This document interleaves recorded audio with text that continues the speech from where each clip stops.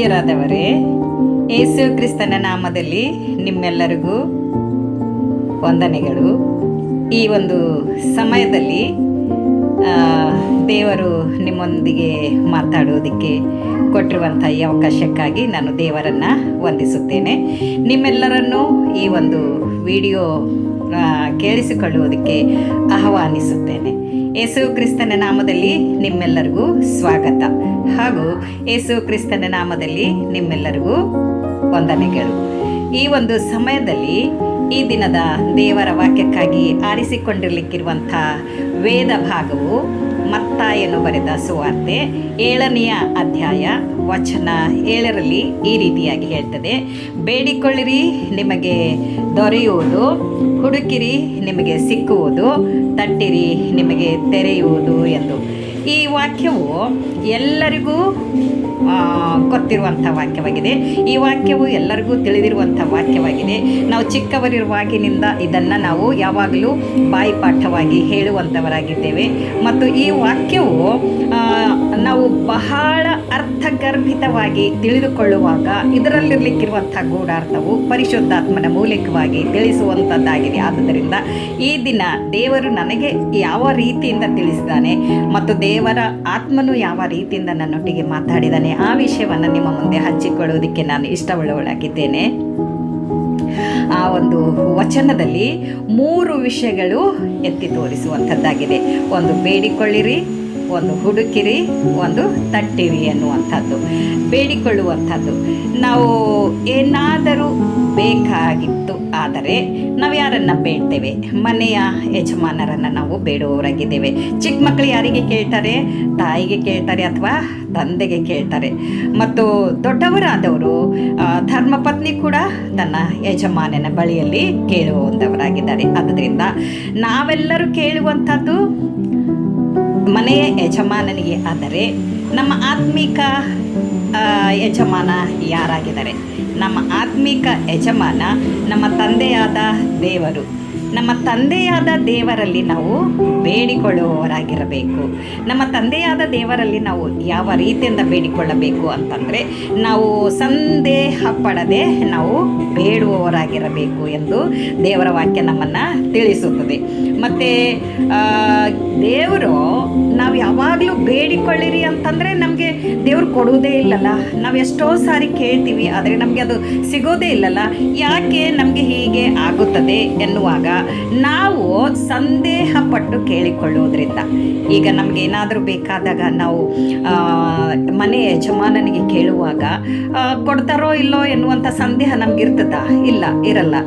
ಅವ್ರು ನಮ್ಗೆ ಕೊಟ್ಟೇ ಕೊಡ್ತಾರೆ, ಅವ್ರು ನಮ್ಗೆ ಮಾಡೇ ಮಾಡ್ತಾರೆ ಎನ್ನುವಂಥ ನಂಬಿಕೆ ನಮಗೆ ಯಾವ ರೀತಿಯಿಂದ ಇರ್ತದೋ ಆ ರೀತಿಯಿಂದ ನಾವು ದೇವರಲ್ಲಿ ಸಂದೇಹ ಪಡದೆ ನಾವು ಬೇಡುವವರಾಗಿರಬೇಕು ಎಂದು.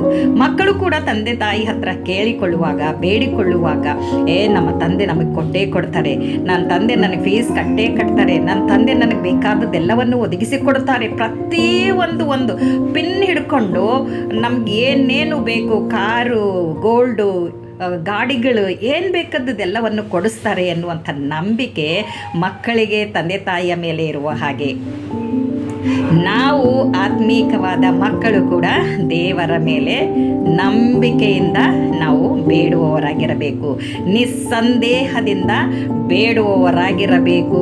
ಬೇಡಿದ್ದನ್ನು ಇನ್ನೊಂದು ಬೈಬಲ್ನಲ್ಲಿ ಏನು ಹೇಳ್ತದೆ ಅಂತಂದರೆ, ಯಾಕೋಬ 4ನೇ ಅಧ್ಯಾಯ 2ನೇ ವಚನ ಬೀದಲ್ಲಿ ಈ ರೀತಿಯಾಗಿ ಹೇಳ್ತದೆ: ನೀವು ದೇವರನ್ನು ಬೇಡಿಕೊಳ್ಳದ ಕಾರಣ ನಿಮಗೇನು ದೊರೆಯುವುದಿಲ್ಲ. ಆದರೆ ನಾವು ಕೇಳ್ತೀವಿ, ಅಯ್ಯೋ ನಾವು ಎಷ್ಟೋ ಸಾರಿ ಕೇಳಿದ್ವಿ, ನಾವು ಎಷ್ಟೋ ಸಾರಿ ಬೇಡಿದ್ವಿ, ಬೇಸತ್ತು ಹೋಗಿದ್ವಿ, ಆದರೆ ನಮ್ಗೆ ಸಿಗ್ತಾನೇ ಇಲ್ಲಲ್ಲ, ಯಾಕೆ, ಏನಿದಕ್ಕೆ ಕಾರಣ ಎನ್ನುವಾಗ ನಾವು ಸಂದೇಹ ಪಟ್ಟು ಕೇಳಿಕೊಳ್ಳುತ್ತೇವೆ, ಅಪನಂಬಿಕೆಯಿಂದ ಕೇಳಿಕೊಳ್ಳುತ್ತೇವೆ. ಸಿಗ್ತದೋ ಇಲ್ಲೋ ಎನ್ನುವಂಥ ಒಂದು ವಿಶ್ವಾಸವಿಲ್ಲದೆ ನಾವು ಕೇಳಿಕೊಳ್ಳುವಾಗ ಅದು ನಮಗೆ ದೊರೆಯುವುದಿಲ್ಲ. ಬೇಡಿಕೊಳ್ಳಿರಿ, ಬೇಡಿದ್ದನ್ನು ನಂಬಿಕೆಯಿಂದ ಬೇಡಿರಿ, ಸಂದೇಹ ಪಡದೆ ಬೇಡಿರಿ ಎನ್ನುವಂಥ ದೇವರ ವಾಕ್ಯ ನಮಗೆ ತಿಳಿಸುವಾಗ ನಮಗೆ ಆ ನಂಬಿಕೆ ಇದೆಯಾ? ನಮ್ಮಲ್ಲಿ ಆ ಒಂದು ಭರವಸೆ ಇದೆಯಾ? ಸಂದೇಹ ಪಡದೆ ನಾನು ಕೇಳ್ತಾ ಇದ್ದೀನಾ ಎನ್ನುವಂಥದ್ದನ್ನು ನಾವು ತಿಳಿದುಕೊಳ್ಬೇಕು. ಅಷ್ಟೇ ಅಲ್ಲದೆ ಇನ್ನೊಂದು ಅದೇ ಯಾಕೋಬ 4:3 ಈ ರೀತಿಯಾಗಿ ಹೇಳ್ತದೆ, ನೀವು ಬೇಡಿದ್ದನ್ನು ನಿಮ್ಮ ಭೋಗಗಳಿಗಾಗಿ ಉಪಯೋಗಿಸಬೇಕೆಂಬ ದುರಭಿಪ್ರಾಯಪಟ್ಟು ಬೇಡಿಕೊಂಡರೆ ಅದು ನಮಗೆ ದೊರೆಯುವುದಿಲ್ಲ.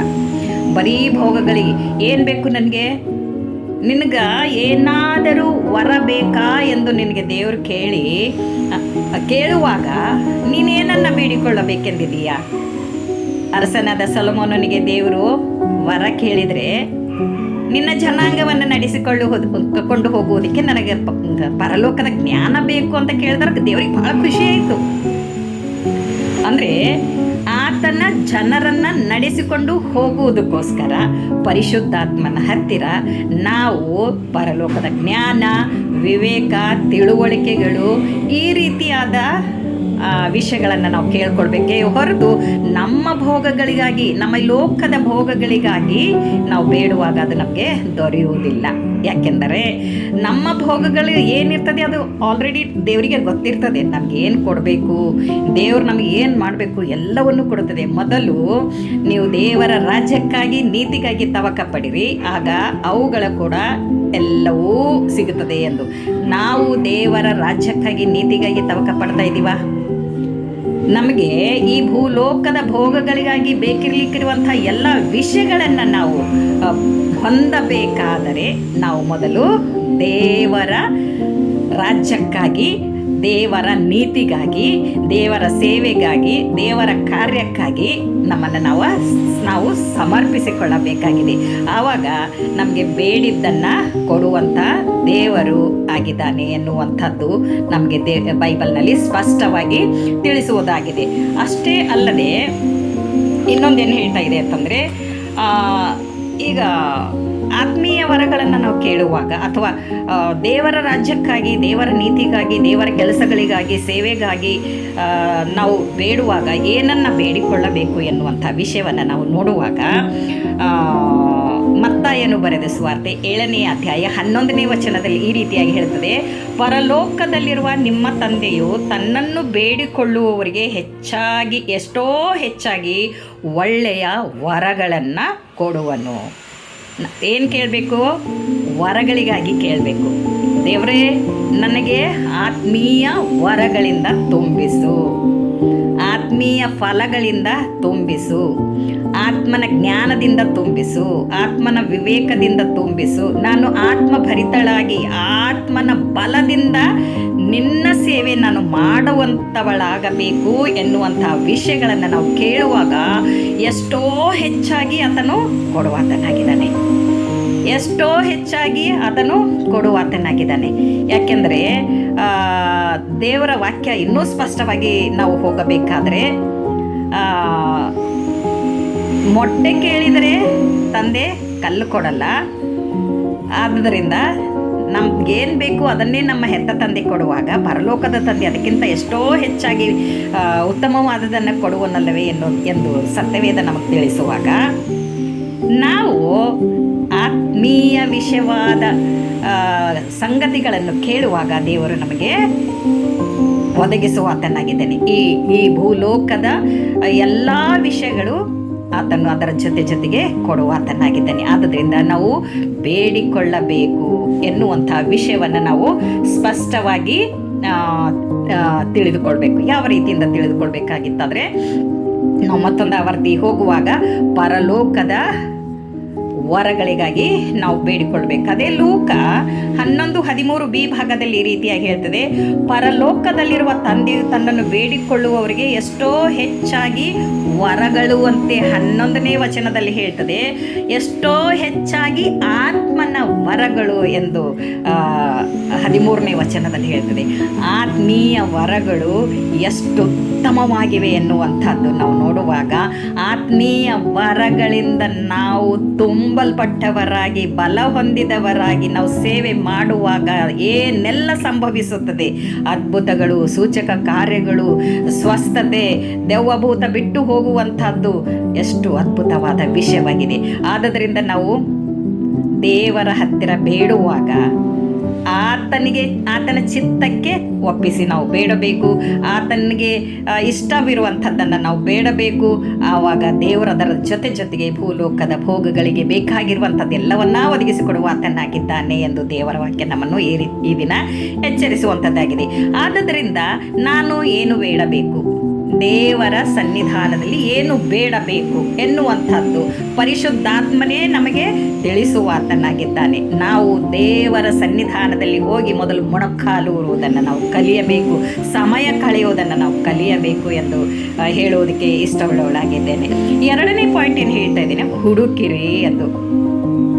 ಎಷ್ಟು ಜನರು ನಾವು ದೇವರನ್ನು ಹುಡುಕಿಕೊಂಡು ಹೋಗ್ತಾ ಇದ್ದೇವೆ, ಎಷ್ಟು ಜನರು ನಾವು ದೇವರಿಗೆ ಸಮಯವನ್ನು ಕೊಡ್ತಾ ಇದ್ದೇವೆ, ಎಷ್ಟು ಜನರು ನಾವು 24 ಗಂಟೆಗಳಲ್ಲಿ ಸ್ವಲ್ಪ ಸಮಯ ದೇವರಿಗೆ ಮೀಸಲಾಗಿ ಇಡ್ತಾ ಇದ್ದೇವೆ, ಎಷ್ಟು ಜನರು ನಾವು ದೇವರನ್ನು ಹುಡುಕಿಕೊಂಡು ಹೋಗ್ತಾ ಇದ್ದೇವಾ ಅಥವಾ ದೇವರೇ ನಮ್ಮನ್ನು ಹುಡುಕಿಕೊಂಡು ಬರ್ತಾ ಇದ್ದಾನಾ ಎಂದಾದರೂ ಯೋಚನೆ ಮಾಡಿದ್ವಾ?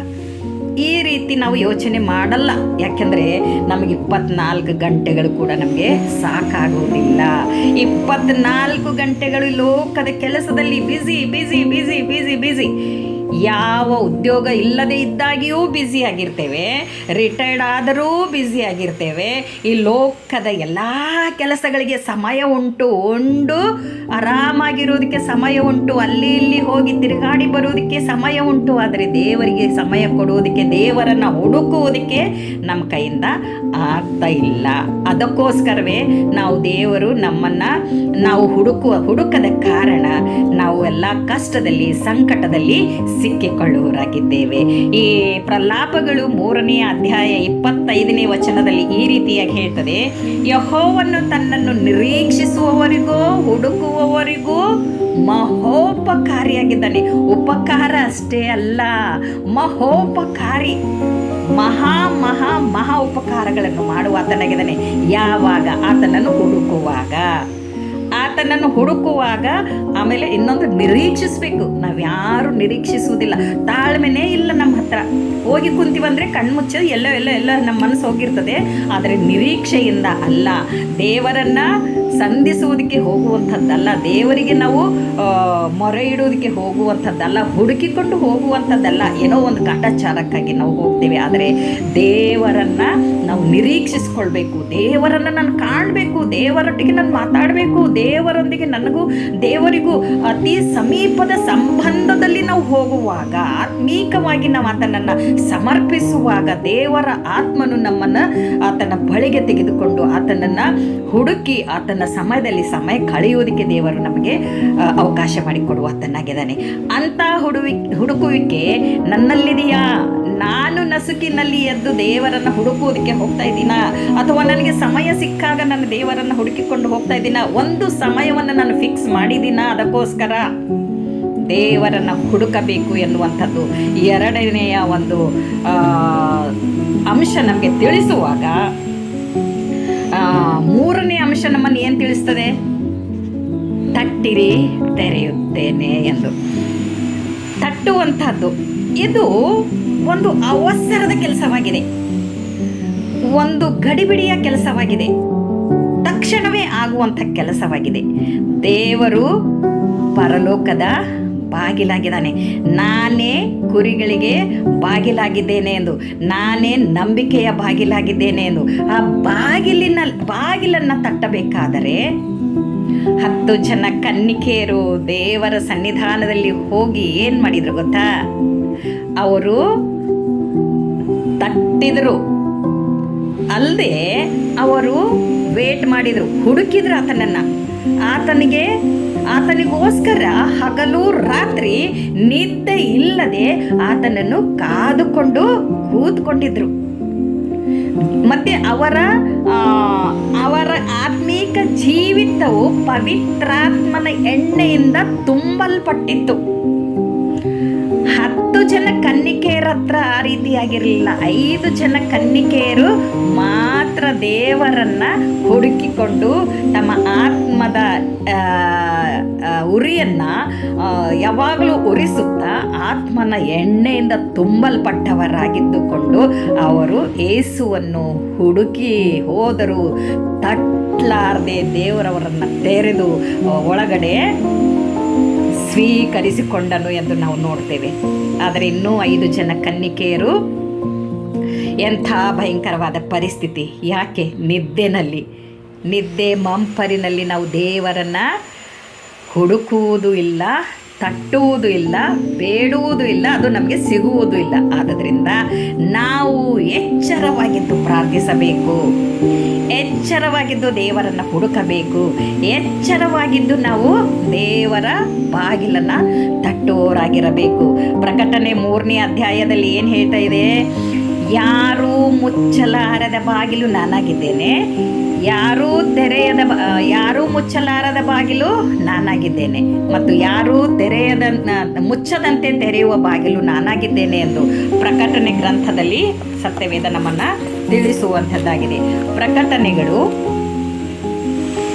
3ನೇ ಅಧ್ಯಾಯ 7ನೇ ವಚನದಲ್ಲಿ ಈ ರೀತಿಯಾಗಿ ಹೇಳ್ತದೆ: ಪರಿಶುದ್ಧನು, ಸತ್ಯವಂತನು, ದಾವೀದನ ಬೀಗದ ಕೈಯುಳ್ಳವನು, ಯಾರೂ ಮುಚ್ಚಕೂಡದಂತೆ ತೆರೆಯುವವನು, ಯಾರೂ ತೆರೆಯಕೂಡದಂತೆ ಮುಚ್ಚುವವನು ಆಗಿರುವಾತನು. ಯಾರು? ತಂದೆಯಾದ ದೇವರು, ಯೇಸು ಕ್ರಿಸ್ತನು. ಯಾರೂ ಮುಚ್ಚಕೂಡದಂತೆ ತೆರೆಯುವವನು, ಯಾರೂ ತೆರೆಯದಂತೆ ಮುಚ್ಚದಂತೆ ಆತನು ಮಾಡುವ ಬಾಗಿಲು ಆತನು ಆಗಿದ್ದಾನೆ. ನಂಬಿಕೆ ಬಾಗಿಲು ಆತನಾಗಿದ್ದಾನೆ. ಆತನೇ ಕುರಿಗಳಿಗೆ ಬಾಗಿಲಾಗಿದ್ದಾನೆ. ಆ ಬಾಗಿಲನ್ನು ನಾವು ಪ್ರತಿದಿನ ತಟ್ಟುವುದಕ್ಕೆ ಹೋಗ್ತಾ ಇದ್ದೀವ? ಆ ಬಾಗಿಲು ಬೇಗನೆ ತೆರಿ, ನನಗೆ ಅವಸರವಾಗಿದೆ, ನಿನ್ನ ಹತ್ತಿರ ಬರುವುದಕ್ಕೆ ನನಗೆ ಅವಸರವಾಗಿದೆ, ನಿನ್ನನ್ನು ನೋಡುವುದಕ್ಕೆ ನನಗೆ ಅವಸರವಾಗಿದೆ, ನಿನ್ನನ್ನು ಹುಡುಕುವುದಕ್ಕೆ ನನಗೆ ಅವಸರವಾಗಿದೆ, ನಿನ್ನಲ್ಲಿ ಬಂದು ನಾನು ಮಾತಾಡುವುದಕ್ಕೆ ಅವಸರವಾಗಿದೆ, ಬೇಗನೆ ತೆರಿ ಎಂದು ನಾವು ಎಂದಾದರೂ ಕೇಳಿದೀವ? ಎಷ್ಟೇ ಭಯಂಕರವಾದ ಕಷ್ಟಗಳು ಬಂದರೂ ಕೂಡ ನಾವು ದೇವರ ಹತ್ರ ಹೋಗುವುದಿಲ್ಲ. ಸಂಕಟ ಬಂದಾಗ ವೆಂಕಟರಮಣ ಅಂತೇಳಿ ನಾವು ಚಿಕ್ಕ ಮಕ್ಕಳು ಸ್ಕೂಲ್ನಲ್ಲಿರುವಾಗ ಚಿಕ್ಕ ಮಕ್ಕಳಿಗೆ ಈ ರೀತಿ ಹೇಳುವಂಥದ್ದು. ಸಂಕಟ ಬಂದಾಗ ಮಾತ್ರ ದೇವರೇ ಅಂತ ಹೋಗ್ತೀವಿ. ಆದರೆ ಕಷ್ಟಗಳು ಬಂದಾಗ ಮಾತ್ರ ದೇವರೇ ಅಂತ ಹೋಗ್ತೇವೆ. ಆದರೆ ನಾವು ಸಂತೋಷವಾಗಿದ್ದಾಗ ನೆನೆಸ್ತೀವ ದೇವರನ್ನು? ಸಂತೋಷವಾಗಿದ್ದಾಗ ಬೇಡ್ತೀವ, ಹುಡುಕ್ತೀವ, ತಟ್ಟುತ್ತೀವ? ನಾವು ತಟ್ಟುವವರಾಗಿರಬೇಕು. ನಾವು ಅವಸರವಾಗಿ ದೇವರ ಸನ್ನಿಧಾನದಲ್ಲಿ, ದೇವರೇ, ನನಗೆ ಲೋಕದಲ್ಲಿ ಸೈತಾನನು ಬೆನ್ನು ಹತ್ತಿದ್ದಾನೆ, ಅದಕ್ಕೋಸ್ಕರ ನಾನು ಸೈತಾನನ ಕೈಗೆ ಸಿಕ್ಕದ ಹಾಗೆ ನಿನ್ನ ಬಾಗಿಲಿನ ಒಳಗೆ ಬರುತ್ತೇನೆ, ನನಗೋಸ್ಕರ ನಿನ್ನ ಹೃದಯವೆಂಬ ಬಾಗಿಲನ್ನು ತೆರೆ, ಪರಲೋಕದ ಬಾಗಿಲನ್ನು ತೆರೆ ಎಂದು ನಾವು ಹೇಳುವವರಾಗಿರಬೇಕು. ಆದ್ದರಿಂದ ಒಂದು ಚಿಕ್ಕ ಸೆಂಟೆನ್ಸ್ನಲ್ಲಿ ಎಷ್ಟು ದೊಡ್ಡ ಅರ್ಥವು ಅಡಗಿದೆ ಎನ್ನುವಂಥದ್ದನ್ನು ದೇವರು ನನಗೆ ತಿಳಿಸಿರುವಂಥ ವಿಷಯವನ್ನು ನಿಮ್ಮ ಮುಂದೆ ಶೇರ್ ಮಾಡಿಕೊಳ್ಳುವುದಕ್ಕೆ ದೇವರು ನನಗೆ ಅವಕಾಶ ಮಾಡಿಕೊಟ್ಟದಕ್ಕಾಗಿ ದೇವರಿಗೆ ನಾನು ಕೋಟಿ ಕೋಟಿ ಸ್ತೋತ್ರವನ್ನು ಸಲ್ಲಿಸುತ್ತೇನೆ. ನೀವು ಇಷ್ಟು ಹೊತ್ತು ಬಂದು ಬೇಡಿಕೊಳ್ಳಿರಿ, ಹುಡುಕಿರಿ, ತಟ್ಟಿರಿ ಎನ್ನುವಂಥ ವಿಷಯದ ಮೇಲೆ ಕೇಳಿರುವಂಥ ಸಂದೇಶಕ್ಕಾಗಿ ನಿಮ್ಮೆಲ್ಲರಿಗೂ ನಾನು ಯೇಸು ಕ್ರಿಸ್ತನ ನಾಮದಲ್ಲಿ ವಂದಿಸುವವಳಾಗಿದ್ದೇನೆ. ಈ ಒಂದು ವಿಷಯವನ್ನು ಕುರಿತು ದೇವರು ನಿಮ್ಮೊಟ್ಟಿಗೆ ಮಾತಾಡಿದ್ರಿ. ಈ ಒಂದು ವಿಡಿಯೋವನ್ನು ಸಬ್ಸ್ಕ್ರೈಬ್ ಮಾಡಿರಿ, ಮತ್ತು ಶೇರ್ ಮಾಡಿರಿ, ಮತ್ತು ನಿಮ್ಮ ಗೆಳೆಯರೆಲ್ಲರಿಗೂ ಈ ವಿಷಯಗಳನ್ನು ಆತ್ಮೀಕವಾಗಿ ತಿಳಿಸುತ್ತಾ, ಸೇವೆ ಮಾಡುತ್ತಾ ದೇವರ ಬಾಗಿಲನ್ನು ನಾವು ತಟ್ಟಿ ಪರಲೋಕದ ಬಾಗಿಲಿನ ಒಳಗಡೆ ಹೋಗೋಣ ಎಂದು ಹೇಳುತ್ತಾ ಈ ಸಂದೇಶವನ್ನು ಮುಗಿಸುತ್ತೇನೆ. ಯೇಸು ಕ್ರಿಸ್ತನ ನಾಮದಲ್ಲಿ ನಿಮ್ಮೆಲ್ಲರಿಗೂ ಪ್ರೈಸ್ ದಿ ಲಾರ್ಡ್. ಆಮೇನ್.